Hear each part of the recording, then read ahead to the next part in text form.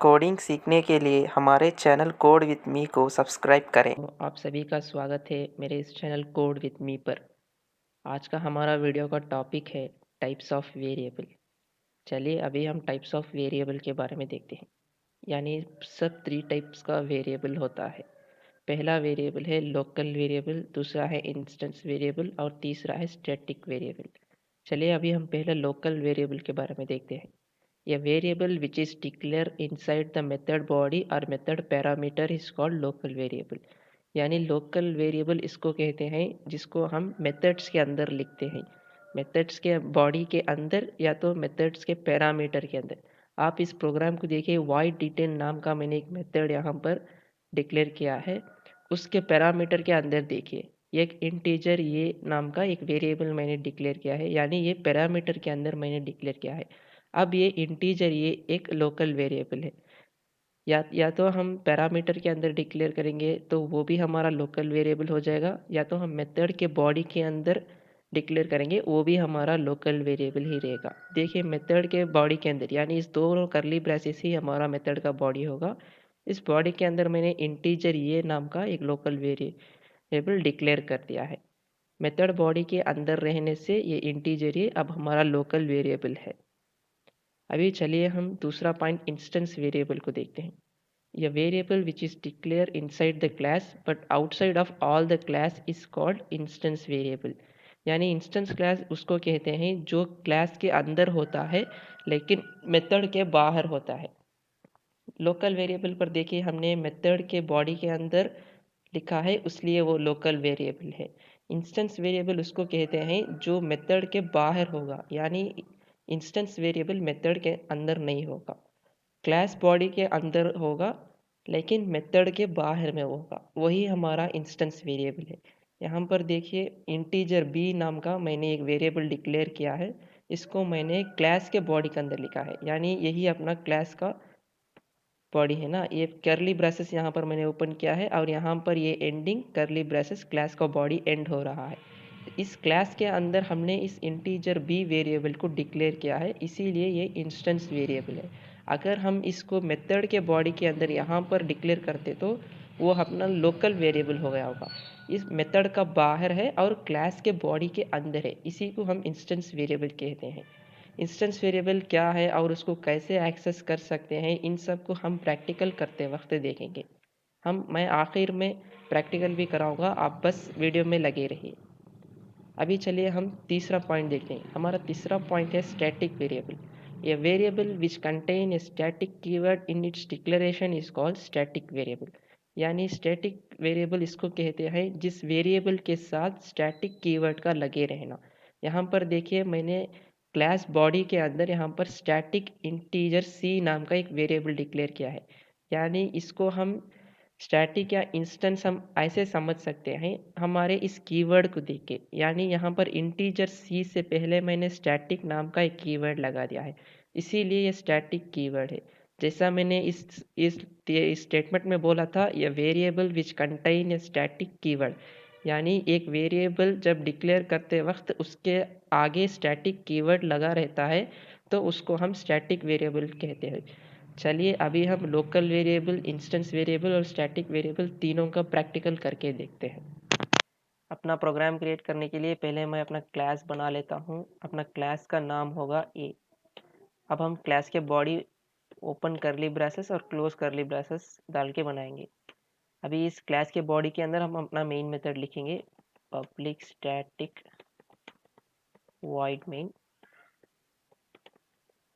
String arguments.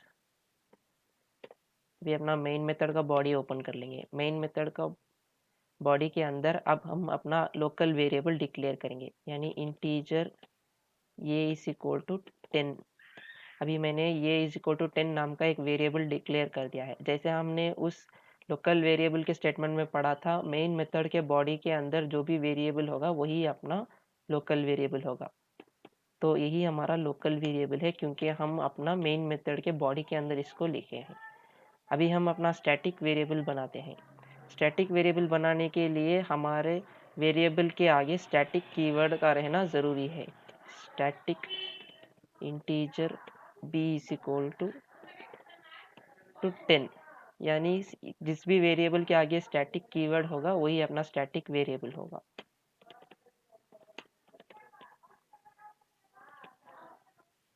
Static variable. चलिए अभी हम अपना इंस्टेंस वेरिएबल बनाते हैं। इंस्टेंस वेरिएबल भी अपना मेन मेथड के बॉडी के बाहर ही होगा, यानी अपने क्लास के बॉडी के अंदर होगा, मेन मेथड के बाहर में होगा। इंस्टेंस वेरिएबल बनाते हैं integer c is equal to 20। चलिए अभी यही हमारा इंस्टेंस वेरिएबल होगा। अभी हम एक एक करके लोकल वेरिएबल को, पहले लोकल वेरिएबल को प्रिंट करेंगे, बाद में स्टैटिक वेरिएबल को प्रिंट करेंगे, बाद इंस्टेंस वेरिएबल को प्रिंट करेंगे। प्रिंट करने के लिए हमारा प्रिंटिंग स्टेटमेंट होगा system dot out dot print. अभी हम अपना लोकल वेरिएबल ये को प्रिंट करेंगे, ये डाल दिया है। अभी अपना स्टैटिक वेरिएबल प्रिंट करने के लिए भी हम इसी तरह system dot out dot print का यूज़ करेंगे। System dot out dot print मैंने कॉपी पेस्ट कर दिया है। अभी हमारा स्टैटिक वेरिएबल को प्रिंट करने के लिए हमको ऑब्जेक्ट बनाने की कोई ज़रूरत नहीं है, यानी स्टैटिक कीवर्ड हम बिना ऑब्जेक्ट के रन कर सकते हैं, पर एक शर्त है कि हमको अपना क्लास के नाम से उसको कॉल पर करना पड़ेगा। यानी हमारा क्लास का नाम है ये, जिस भी क्लास के बॉडी के अंदर स्टैटिक कीवर्ड होगा, स्टैटिक वेरिएबल होगा, उस वेरिएबल को हम डॉट लगाकर यहाँ पर लिख देंगे, यानी अपना क्लास ये हम यहाँ पर डाल देंगे। उसके बाद अपना स्टैटिक वेरिएबल को यहाँ पर डाल देंगे, यानी अभी ये बी वेरिएबल ऑटोमेटिक क्लास ये के तरफ से एक्सेस हो जाएगा। इस क्लास के ज़रिए से हम स्टैटिक कीवर्ड, क्लास के नेम के ज़रिए से हम इस स्टैटिक कीवर्ड के वेरिएबल को एक्सेस कर सकते हैं। यानी हमारा बी एक स्टैटिक वेरिएबल है, ये एक क्लास का नाम है, इसके ज़रिए क्लास ये के ज़रिए से हम स्टैटिक वेरिएबल बी को अब एक्सेस करेंगे। इंस्टेंस वेरिएबल को एक्सेस करने के लिए हमको ऑब्जेक्ट बनाना ज़रूरी है। अभी मैंने system dot out dot print लगा के सी डाल दिया है, लेकिन इस इंस्टेंस वेरिएबल सी को एक्सेस करने के लिए हमको क्लास का ऑब्जेक्ट बनाना पड़ेगा। चलिए अभी हम क्लास का ऑब्जेक्ट बनाते हैं। हमारा क्लास ये को एक ऑब्जेक्ट बनानी है, ये मैंने डाल दिया है अपना क्लास का नाम ऑब्जेक्ट बनाने के लिए। अभी हमारा रेफरेंस वेरिएबल को एक नाम देते हैं, यानी ऑब्जेक्ट ओबीजे दे देता हूँ। और ऑब्जेक्ट बनाने के लिए न्यू कीवर्ड का इस्तेमाल करना ज़रूरी है, न्यू डाल दिया है। अभी फिर से हम अपना क्लास का नाम डालेंगे और क्लोज पैरेंथेसिस ओपन पैरेंथेसिस। अभी यही अपना क्लास का ऑब्जेक्ट होगा, यानी अपना क्लास का नाम से हम अभी एक ऑब्जेक्ट क्रिएट कर दिया है। अभी इस रेफरेंस वेरिएबल ओबीजे के तरफ से हम अपना इंस्टेंस वेरिएबल सी को कॉल करेंगे, obj डॉट सी, यानी इस रेफरेंस वेरिएबल के तरफ से हमारा इंस्टेंस वेरिएबल ये सी अब हमारा आउटपुट में प्रिंट होकर आएगा। चलिए अभी हम इस प्रोग्राम को सेव करते हैं। मैंने अपना डेस्कटॉप लोकेशन पर अपना क्लास के नाम डाल के सेव कर रहा हूँ। अपना क्लास का नाम था ये। कभी भी अपना क्लास के नाम से ही अपना फाइल का नाम को सेव करना पड़ता है, a.java। अभी मैंने इसको सेव कर लिया है। अभी हम इसको रन करने के लिए कमांड प्रॉम्प्ट ओपन करेंगे।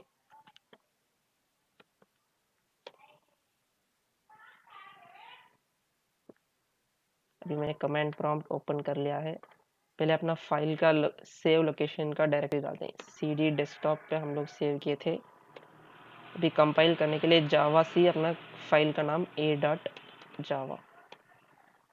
अभी ये कंपाइल हो रहा है।